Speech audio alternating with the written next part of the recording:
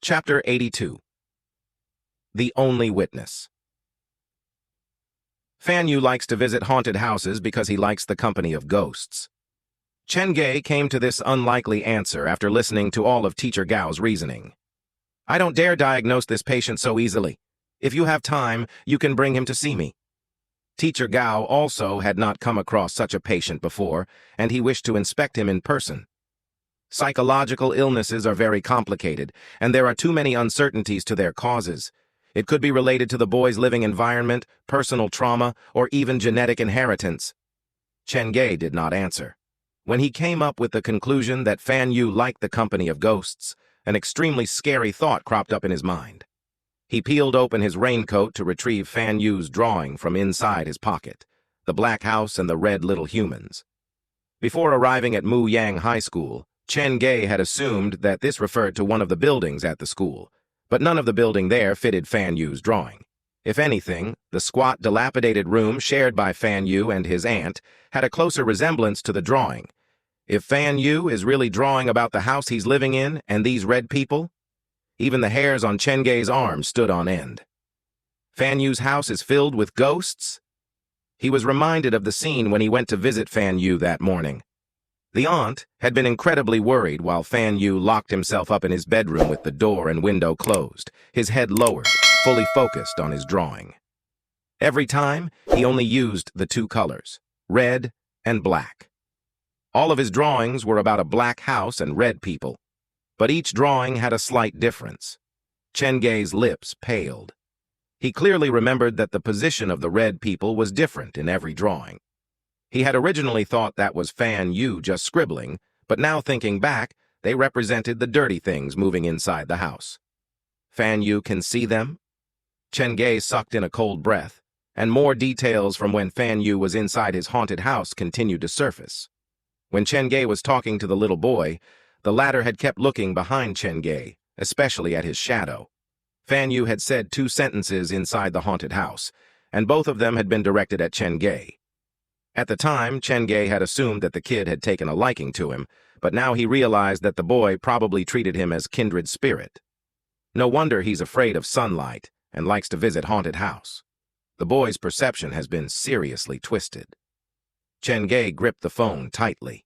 He did not know why Fan Yu had turned out that way, but the boy's various curious actions and the testimony from the woman had led Chen Ge to a scary speculation. In a similarly rainy night a few years ago, the boy had disappeared. Tragedy had befallen his parents after they went to look for him. To be able to kill 2 grown adults and deal with their bodies and crime scene on a stormy night required plenty of careful planning and preparation. Although viewing this from another perspective, if someone did have the intention to harm Fan Yu's parents, why would a killer with the ability to hide the bodies perfectly and clear their every trace from the crime scene let Fan Yu go?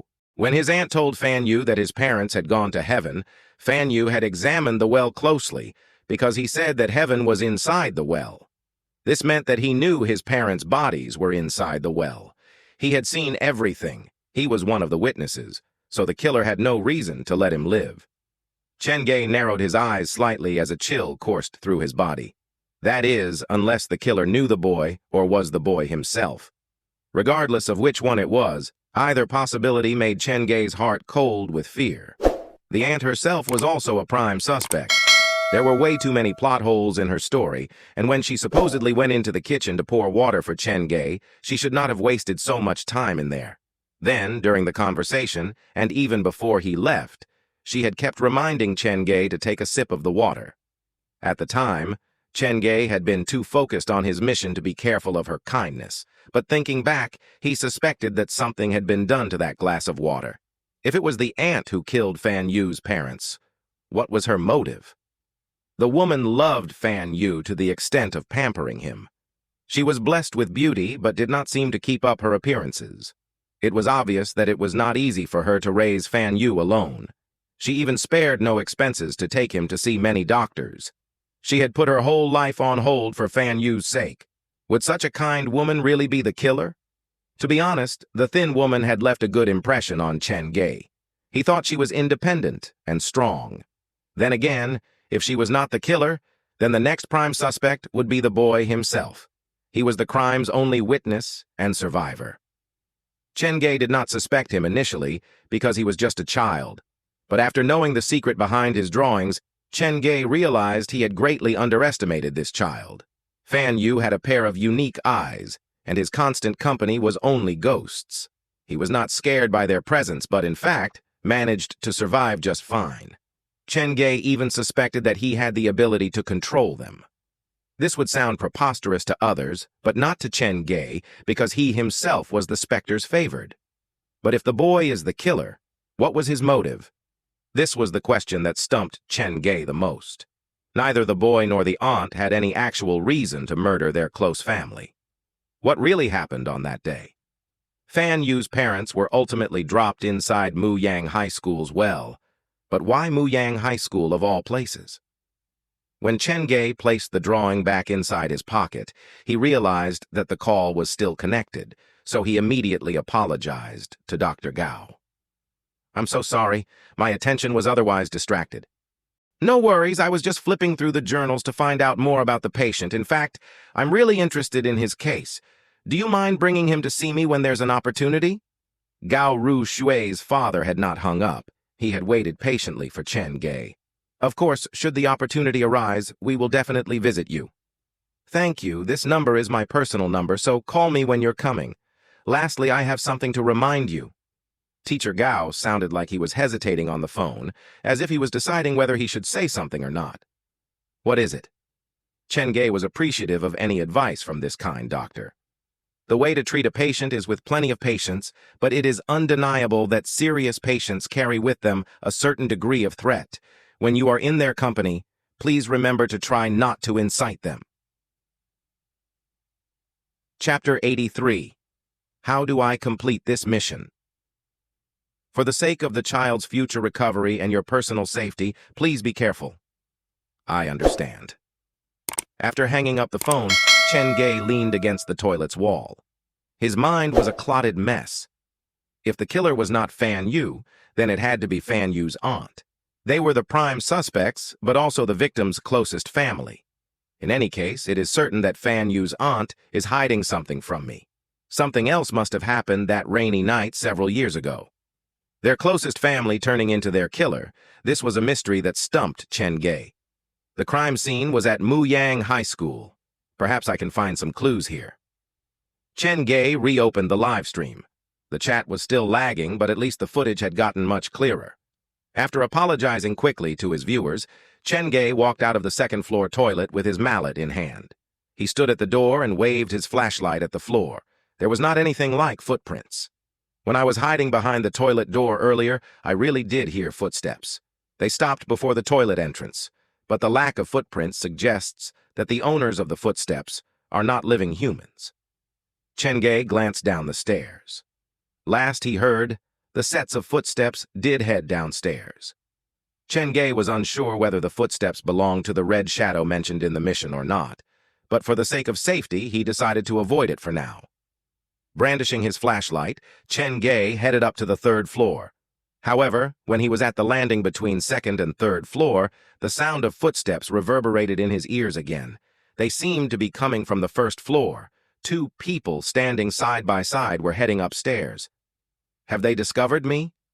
Chen Ge immediately switched off his flashlight, stuck his back to the wall, and stared closely at the mouth of the staircase. The footsteps did not stop, and they walked onto the second floor.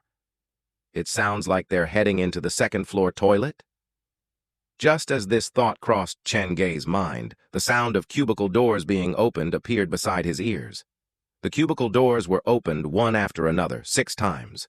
They seemed to be checking the toilet cubicles. Chen Ge leaned closer to the railing and tried to poke his head out to take a closer look at the situation on the second floor. After the cubicle door stopped moving, so did the footsteps. It appeared like everything Chen Ge had heard earlier was part of his imagination. He waited for 5 minutes on the stairs, but could not hear any weird sounds coming from the second-floor toilet anymore. The lack of footsteps means that the walking spirits are now inside the toilet. They're probably hiding in one of the cubicles, waiting to ambush me. Chen Ge might have a powerful heart, but it did not mean that he had no fear. A surprise from inside the toilet cubicle would probably scare him quite a bit. Since the spirit is now hiding inside the second-floor toilet, it's the perfect opportunity for me to check out the third floor. Chen Ge did not turn on his flashlight. Thanks to the yin-yang vision, the reward he had received from completing a nightmare mission, even though it was not as magical as described by the black phone, it did greatly improve his sight, enabling him to see better than most at night. In the darkened night, thunder flashed occasionally across the sky, giving Chen Ge a temporary glimpse of his surroundings. It created an eerie atmosphere. He feared that one of the lightning flashes might enable him to see things that he did not want to. Chen Ge looked left and right several times as he stood at the entrance to the third-floor toilet. There was nothing in sight, so Chen Ge stepped into the toilet. The third floor's toilet was even more curious than the ones on the first and second floors. The window was boarded up and the walls were unstained. The place seemed to have been abandoned even before the school was closed down. All 6 cubicles were closed, giving Chen Ge a strange feeling that every single of them was hiding a scary surprise. The 5th and 6th cubicles in the first-floor toilet were closed because they were storage rooms for cleaning supplies.